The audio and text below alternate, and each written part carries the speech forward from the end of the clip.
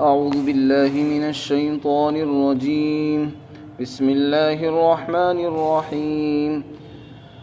ولقد أرسلنا إلى ثمود أخاهم صالحا أن اعبدوا الله فإذا هم فريقان يختصمون.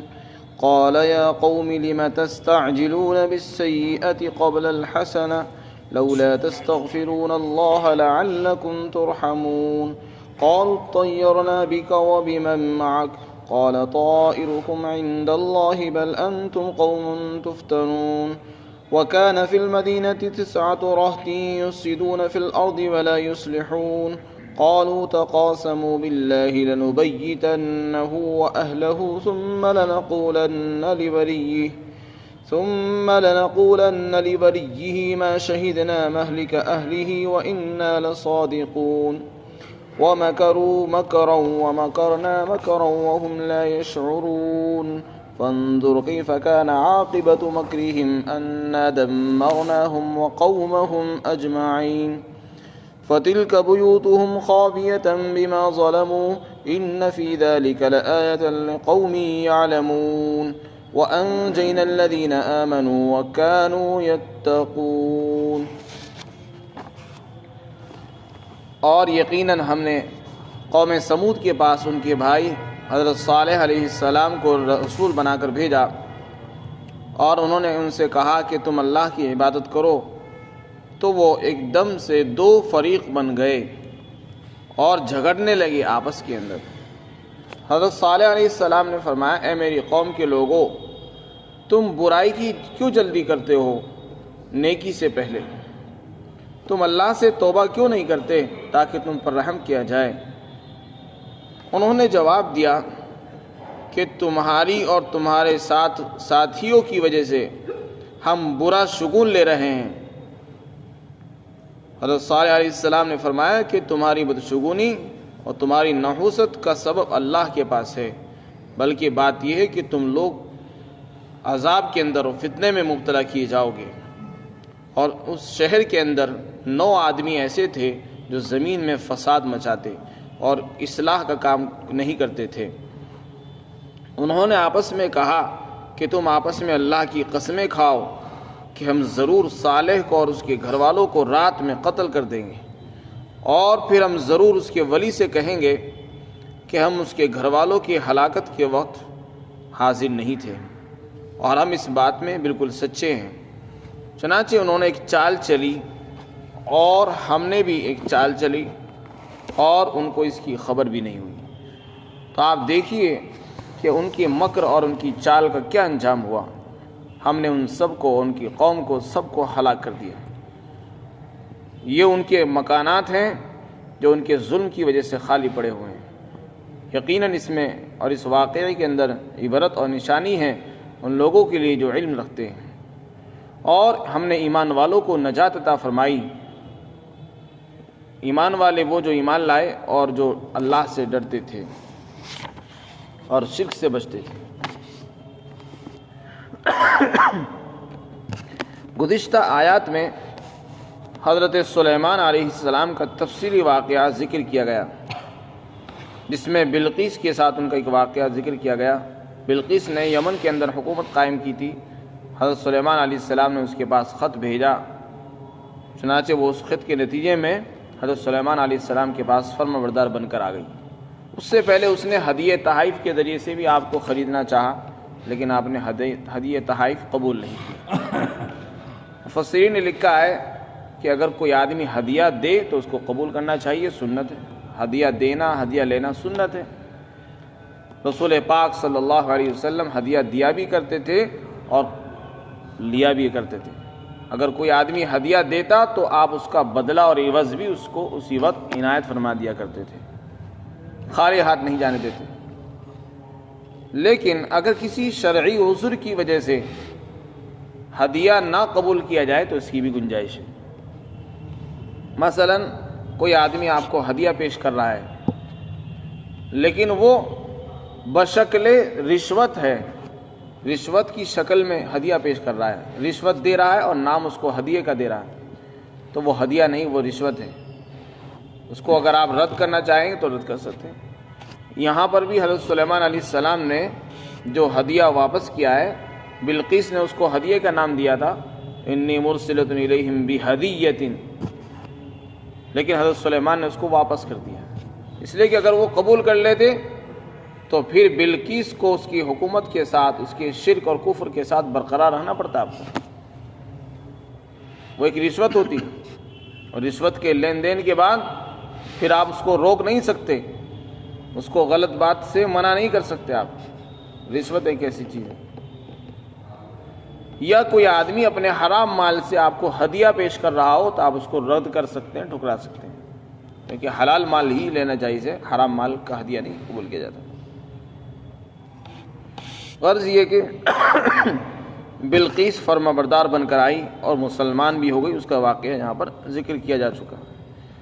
حضرت سلیمان علیہ السلام نے اس کے لیے شاندار محل تعمیر کرایا، شیشے کا محل، شیش محل جس کو بولتے ہیں، جو پورا شیشوں سے بنایا گیا تھا، اور اس کے صحن میں ایک نہر بنوائی، حوض بنوائی گئی، اس میں پانی چھوڑ دیا گیا اور پانی کے اوپر شیشہ بچھا دیا گیا، اس کو شیشے سے پاٹ دیا گیا تھا، اور شیشہ بھی اتنا صاف اور شفاف تھا کہ اگر کوئی آدمی اس کو دیکھتا ایسا معلوم ہوتا کہ یہ پانی ہے۔ جب بلقیس سے کہا گیا کہ اس محل میں اندر جاؤ تو اس نے اپنے پائچے چڑھا لیے اور اپنی پنڈلیاں کھول لی، یہ سمجھ کر کہ یہ تو پانی ہے اور پانی میں سے ہو کر گزرنا پڑے گا۔ حضرت سلیمان علیہ السلام نے یہ ایسا اس لیے کیا تاکہ اس پر آپ کی شان و شوکت، رعب و دبدبہ بیٹھ جائے، اور اس کو معلوم ہو جائے کہ میری حکومت، میرا اقتدار سلیمان کے اقتدار کے برابر نہیں ہے۔ حضرت سلیمان علیہ السلام کو اللہ نے جو اقتدار عطا فرمایا وہ بے مثال ہے، بے نظیر ہے۔ غرض یہ کہ پھر اس نے اپنی کمی کا، کوتاہی کا اعتراف کیا، وہ واقعہ پورا ہو گیا۔ اس کے بعد کیا ہوا، وہ حضرت سلیمان علیہ السلام کی نکاح میں آئی نہیں آئی، قرآن کریم نے اس کے بارے میں کوئی تذکرہ نہیں کیا، اور نہ اس کی ضرورت ہے۔ جتنا واقعے کا جتنا جز اور جتنا حصہ عبرت اور نصیحت تھا، اللہ تعالیٰ نے اس کو بیان فرما دیا۔ اب آگے آئندہ آیات میں حضرت صالح علیہ السلام اور ان کی قوم کا واقعہ ذکر فرمایا۔ قرآن کریم میں سورہ ہود کے اندر، سورہ اعراف میں، سورہ شعراء میں، مختلف صورتوں کے اندر قوم سمود کا واقعہ اللہ نے ذکر فرمایا ہے۔ قوم سمود بھی قوم عاد ہی کا بقیہ حصہ ہے۔ ایک قوم گزری ہے جس کو قوم عاد کہتے ہیں، جب وہ ہلاک ہو گئی تو اس کے جو بقیہ لوگ تھے وہ قوم سمود کہلاتے ہیں، وہ ایک ہی خاندان کے لوگ ہیں۔ حضرت صالح علیہ السلام اسی قوم کے ایک فرد ہیں، اللہ نے ان کو رسول بنا کر، نبی بنا کر ان کے پاس بھیجا تھا۔ یہ لوگ بڑے فنکار تھے، پہاڑوں کو تراش دیا کرتے تھے، پہاڑوں کو کھود کھود کر، ان کو تراش کر، پتھروں کو تراش کر گھر بنا لیا کرتے تھے پہاڑوں کے اندر، اور بڑے شاندار محفوظ قلعے بنایا کرتے تھے۔ چنانچہ ان کو بھی اپنی فنکاری پر اور اپنے علم اور ہنر پر ان کو غرور ہو گیا، جیسا کہ دستور چلا رہا ہے، جب انسان کو کوئی فن آ جاتا ہے تو اس کو غرور گھمنڈ ہو جاتا ہے، تو ان کو بھی اپنے اوپر غرور و گھمنڈ تھا کہ اللہ کو بھول گئے۔ قارون کو اللہ نے مال دیا تو جب اس کو مال مل گیا، اس کو کہا گیا کہ زکوٰۃ نکال، اللہ کے راستے میں صدقہ کر، کہنے لگا کہ میں کیوں کروں، یہ مال تو میں نے اپنے ہنر سے کمایا ہے، میں کسی کو اپنا مال کیوں دوں۔ تو اس مقام پر آ کر انسان اپنی حقیقت کو اور اپنی ابتدا کو بھول جاتا ہے، یہ نہیں سمجھتا کہ ایک وقت وہ تھا میں بھی کچھ نہیں تھا، مجھے کس نے بنایا، میں تو دنیا میں تھا ہی نہیں، مجھے دنیا میں کون سی ذات ہے جو لے کر آئی، اور کس نے مجھے چھوٹے سے بڑا کیا۔ وہ پہلا زمانہ انسان بھول جاتا ہے اور پھر آخری زمانے کو اوپر گھمنڈ کرنے لگتا ہے کہ مال میں نے اپنی محنت سے کمایا، مال میں نے اپنی کوشش سے کمایا، اپنی عقل سے کمایا، میں کسی کو اپنا مال کیوں دوں، یہ گھمنڈ ہے۔ اسی طرح ان کو بھی اپنے اوپر غرور ہو گیا۔ حضرت صالح علیہ السلام کو اللہ نے نبی بنا کر بھیجا، انہوں نے ان کو توحید کی دعوت دی اور یہ کہا کہ ایک اللہ کی عبادت کرو، میری فرمانبرداری کرو، لیکن وہ نہیں مانے۔ ان میں دو حصے ہو گئے، قوم کے دو جماعتیں بن گئی، کچھ لوگ حضرت صالح علیہ السلام پر ایمان لے آئے اور کچھ لوگ کافر اور مشرک بنے رہے، یعنی اپنے باپ داداؤں کے دین پر جمے رہے اور آپس میں جھگڑتے رہے۔ وہ جھگڑا یہی تھا، وہ کہتے تھے کہ تم لوگ ایمان کیوں لائے ہو؟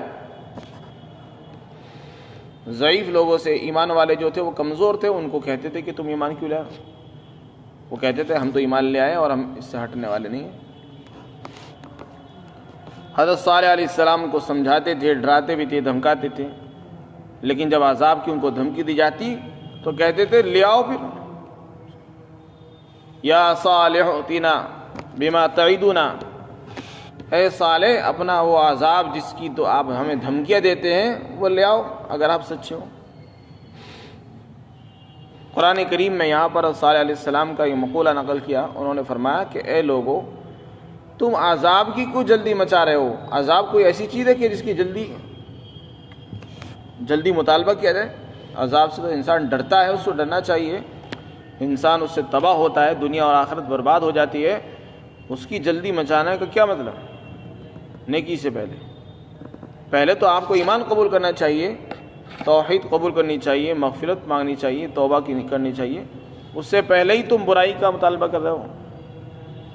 حضرت صالح علیہ السلام نے فرمایا لولا تستغفرون اللہ، تم اللہ سے توبہ کیوں نہیں کرتے ہو؟ یعنی اپنے گناہوں پر اللہ سے توبہ کرو، کفر اور شرک کی معافی مانگو۔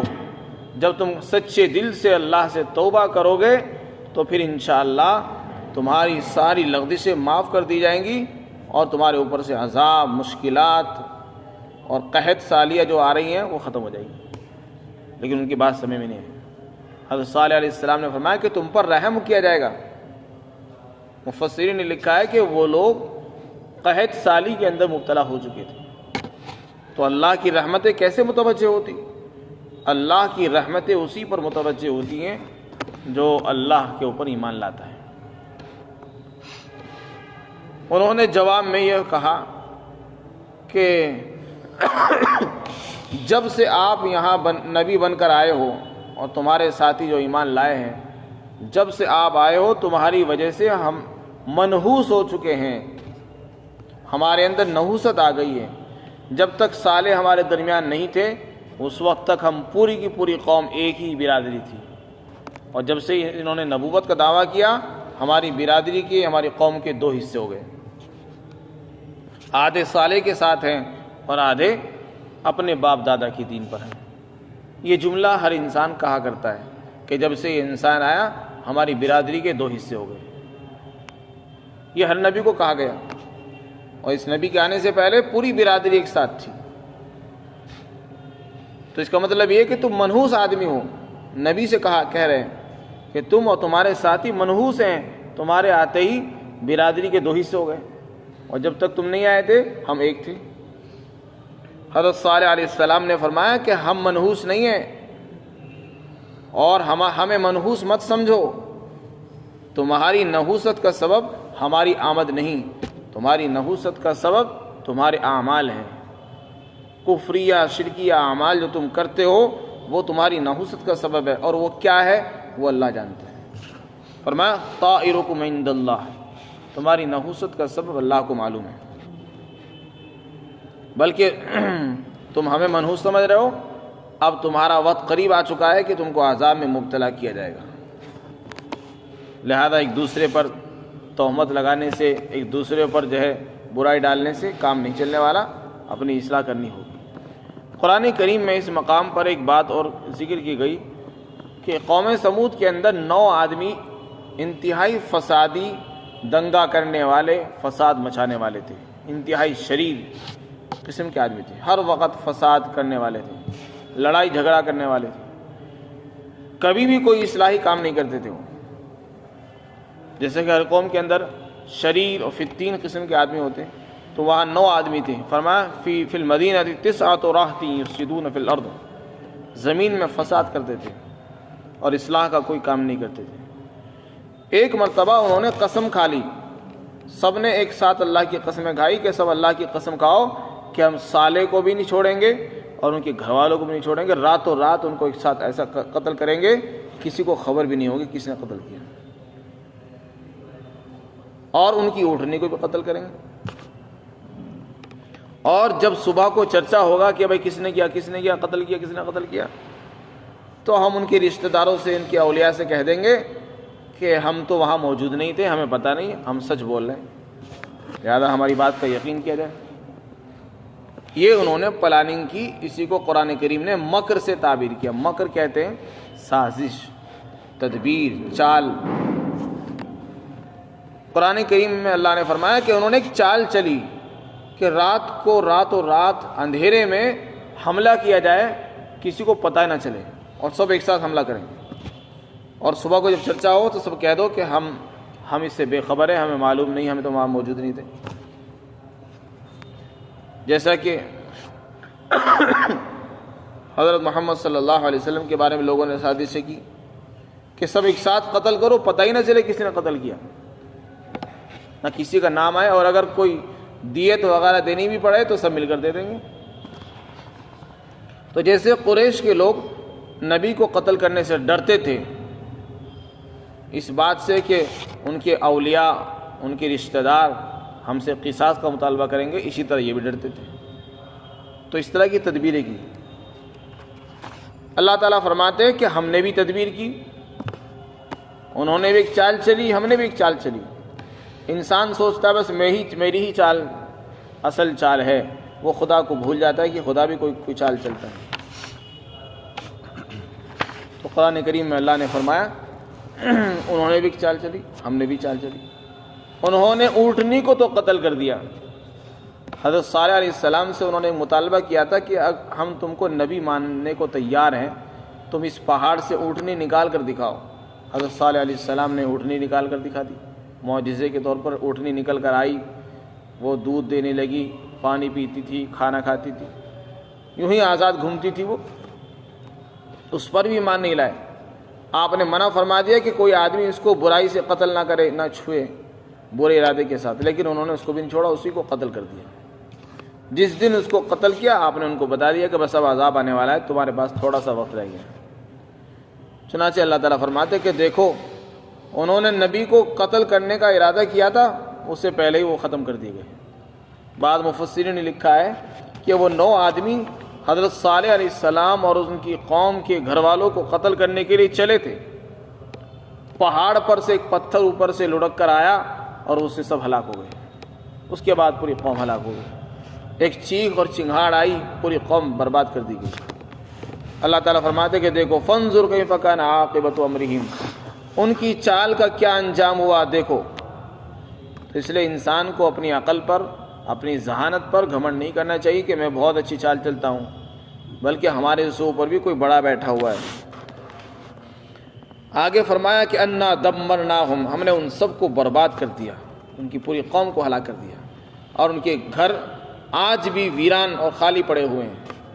ان کے محلات اتنے پختہ بنے ہوئے تھے کہ ہزاروں سال ہو چکے ہیں، لیکن وہ آج بھی موجود ہیں، پتھروں سے بنائے ہوئے ہیں، لیکن ان میں کوئی رہنے والا نہیں ہے۔ وہ نشان عبرت ہیں۔ فرمایا اس میں نشانیاں ہیں ان لوگوں کے لیے جو علم رکھتے ہیں، اور ہم نے ایمان والوں کو نجات عطا فرمائی۔ اس سے پتہ چلا کہ بس نجات کا راستہ ایمان ہی ہے، اس کے علاوہ کوئی نہیں۔ ایمان کے ذریعے سے دنیا میں بھی نجات ملتی ہے، اور ایمان ہی کی بدولت آخرت میں بھی انسان کو نجات ملے گی، قبر کے عذاب سے، جہنم کے عذاب سے، دنیا کی مصیبتوں سے بھی چھٹکارا چاہیے، دنیا کے جھمیلوں سے، دنیا کی بے چینی بے قراری سے اگر سکون چاہتے ہو تو بس ایمان، حقیقی طور پر ایمان کو اختیار کرنا پڑے گا۔ ایمان قبول کرے آدمی، اور شرک سے، کفر سے اور ہر برائی سے اپنے آپ کو بچا کر رکھے، انشاءاللہ زندگی سکون والی بن جائے گی۔ اللہ تعالیٰ ہم سب کو عمل کی توفیق عطا فرمائے۔